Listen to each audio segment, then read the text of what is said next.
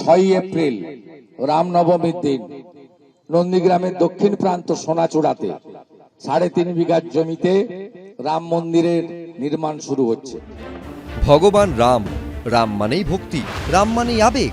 সমগ্র রামায়ণ জুড়ে ভগবান রাম নৈতিকতা, আত্মনিয়ন্ত্রণ, সহানুভূতি, সততা, ক্ষমা ও সহিষ্ণুতার প্রতীক। কিন্তু সেই রামকেই বহু দশক আগেই টেনে নামানো হয়েছে রাজনীতির আঙিনায়। এখন তার চরমে ভোটের বাজারে কৃতিত্ব নেওয়ার প্রচেষ্টা। ভোট এলেই ভগবানকে প্রচারের সামনে হাজির করে ক্ষমতার সিংহাসন দখলের তাগিদ লক্ষ্য করা যায়। বাংলাতেও এখন ধর্মের রাজনীতি চরমে।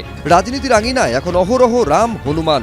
হিন্দু মুসলমান, ঈদ, মহরম, হিজাব, রোজা, চণ্ডীপাঠ, সরস্বতী পুজোর প্রসঙ্গ উঠে আসে। এই আবহেই এবার নন্দীগ্রামে অযোধ্যার রাম মন্দিরের আদলে রাম মন্দিরের শিলান্যাসের দিন ঘোষণা করলেন শুভেন্দু অধিকারী। শুক্রবার দোল পূর্ণিমার দিন তিনি জানালেন, 6 এপ্রিল রামনবমীর দিন হবে শিলান্যাস অনুষ্ঠান। 6ই এপ্রিল রামনবমীর দিন নন্দীগ্রামের দক্ষিণ প্রান্ত সোনাচূড়াতে 3.5 বিঘা জমিতে রাম মন্দিরের নির্মাণ শুরু হচ্ছে। সকাল 10টার সময় মহিলারা শঙ্খধ্বনি, কলস নিয়ে হাজারে হাজারে আসবেন। বৈষ্ণব সমাজ মৃদঙ্গ, খঞ্জনি নিয়ে আসবেন, অন্যরাও আসবেন। রাম সকলেরই আরাধ্য দেব। সেখানে আমরা অযোধ্যার রাম মন্দিরের আদলে একটি রাম মন্দির নির্মাণ করব।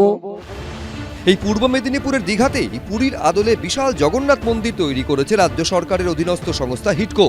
জগন্নাথ মন্দির পরিদর্শন করেছেন মুখ্যমন্ত্রী। 30 এপ্রিল অক্ষয় তৃতীয়ার দিন জগন্নাথ মন্দিরের উদ্বোধনের ঘোষণা করেছেন তিনি। তার ঠিক 24 দিন আগেই দীঘা থেকে প্রায় 63 কিলোমিটার দূরে সোনাচূড়ায় রাম মন্দিরের শিলান্যাসের ঘোষণা করলেন শুভেন্দু অধিকারী।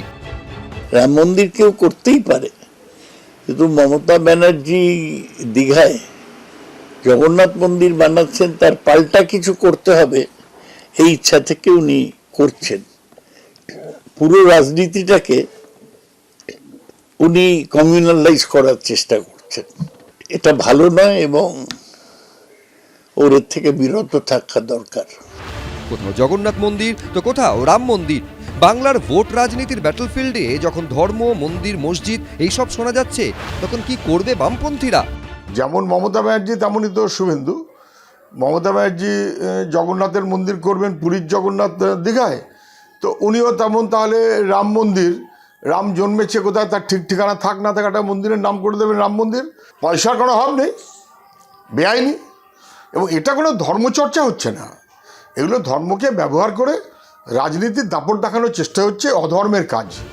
ভোটের লড়াইয়ে জয়ের পথ কি তাহলে মন্দিরের লড়াইয়ের মধ্যে দিয়েই খোঁজার চেষ্টা হচ্ছে? সৌভিক মজুমদার, আশাবুল হোসেন, রঞ্জিত হালদার, এবিপি আনন্দ।